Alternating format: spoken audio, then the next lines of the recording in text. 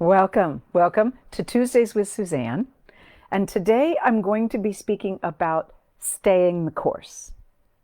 3 weeks ago, we worked with when the world has a lot of confusion in it, when you feel like there's smoke and you can't see what's happening around you. And it gets really, honestly, can get very convoluted and emotional and overwhelming. And then 2 weeks ago, we talked about the idea that at some point, when you have that much confusion and that much smoke going on, the smoke begins to clear. And when it does, the path before you shows up. Last week, we spoke about walking your path and knowing what's yours to do in order to walk your soul's path. This week, we're going to be talking about staying the course, staying on that path, walking the trail that is yours to do. And when to shift, when to stay the course, and how to do so. Okay, so let's drop back inside. Allow your awareness, let your eyes close, let your awareness drop back into your body.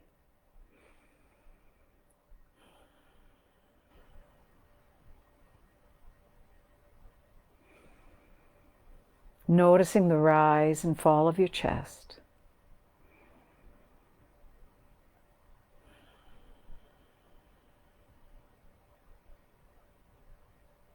Yeah. Letting your awareness drop on back down into your spine, behind you, and whatever's supporting you.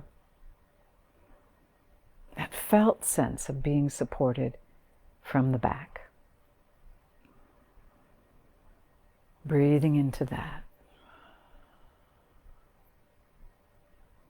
Right on down into your pelvis, your sitting bones.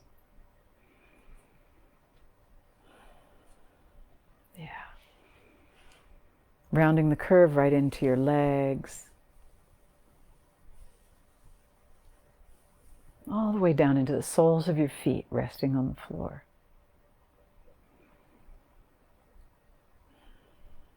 Good. Good. Allowing your awareness to drop on down into the earth beneath you.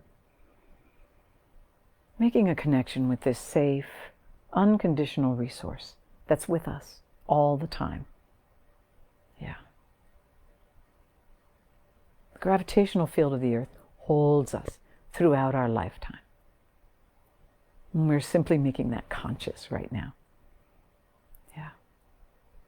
And beginning to allow this connection to feed you, for there to be exchange of energy between you and the earth, and to allow the earth to offer you whatever would nourish and nurture you most in your feet and your legs.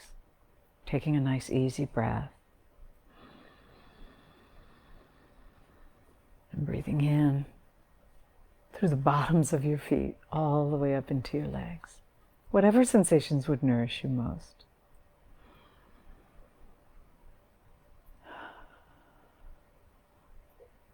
And allowing this flow from the earth to move on into your pelvis and your belly and your low back.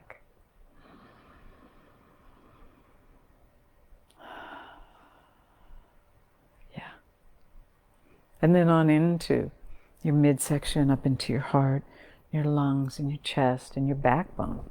Yeah, letting all of that fill. Breathing in this flow from the earth beneath you, through your feet and legs, through your torso, right up into your heart.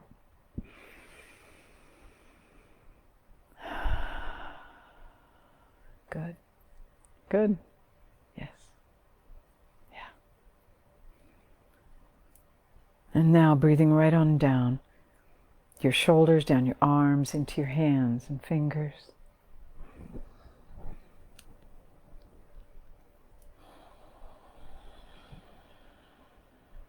Good.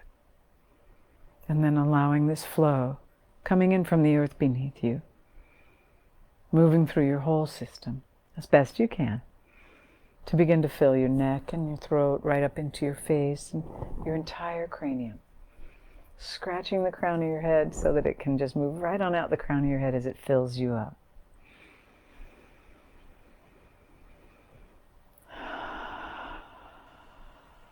Good. Good. Good. And take a moment now and feel into your path, whatever it is, whoever you are at a soul level. What is your path on the planet right now? We spoke about this last week, talked about it, you explored it, you called in the part of you that is out in the future there somewhere, waiting for you as you walk your path. And today we're going to speak about what happens when you hit a pothole and fall down, or when you're challenged by fear or anxiety, or when loss enters the picture and empties you out suddenly. Yeah. Yeah. So take a moment now and remember, what's your path? Who are you at a soul level? And what does it feel like to be you when you're walking that path at a soul level of who you are? Feel your heart and the home fires that burn bright when you're walking your soul's path.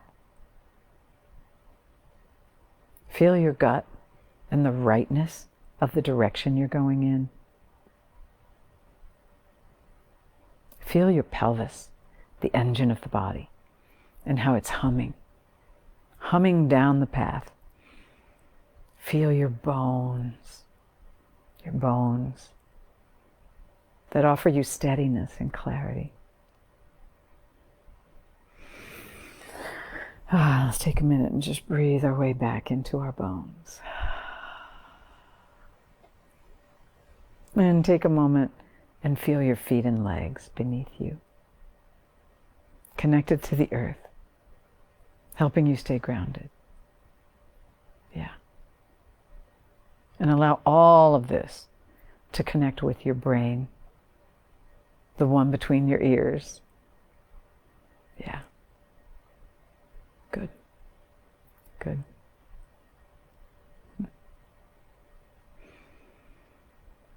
So, we're on our path at a soul level. You're walking the path. And a storm comes up. Or a chasm opens up in front of you. Or a loss occurs that drains you. What can you do to stay on your path, to stay the course? Because your gifts, who you are at a soul level, are important in the world today. Very important. The world has never needed you more than we do right now. The chaos, the fear, the anxiety, everything is calling those of us who care, those of us who hold love and compassion as our guiding light. We are the ones that will be able to hold the space for the world to heal. And when you remember that, it helps keep your home fires in your heart burning. And there are some simple,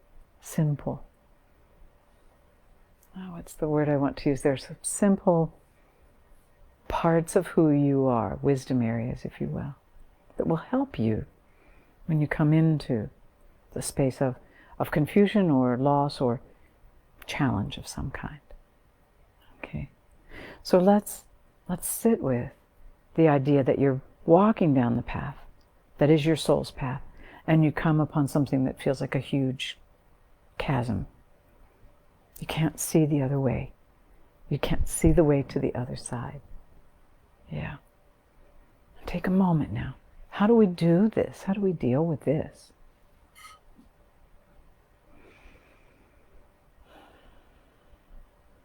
The easiest thing to begin with is to feel your bones. So sitting on the edge of that chasm, just allow yourself to drop back into your own bones. Yeah. Yeah. feeling your backbone, the bones of your legs and arms, your pelvis, feeling all of your bones and entering your inner sanctum where clarity appears. Yeah. As you get quiet, clarity arrives, and you can see the first step in building a bridge across that chasm. And as you return to meditate, to sit with, to embody in your bones, day after day, the next part of the bridge will become apparent, clearer and clearer.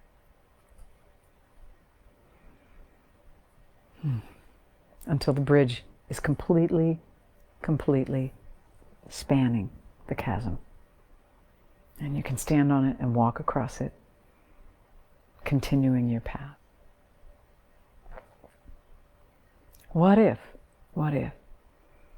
you have a loss that's so great that it takes your breath away? Yeah. In a case like this, in order to stay the course, first thing to do is to cradle your loss. Hold your own heart.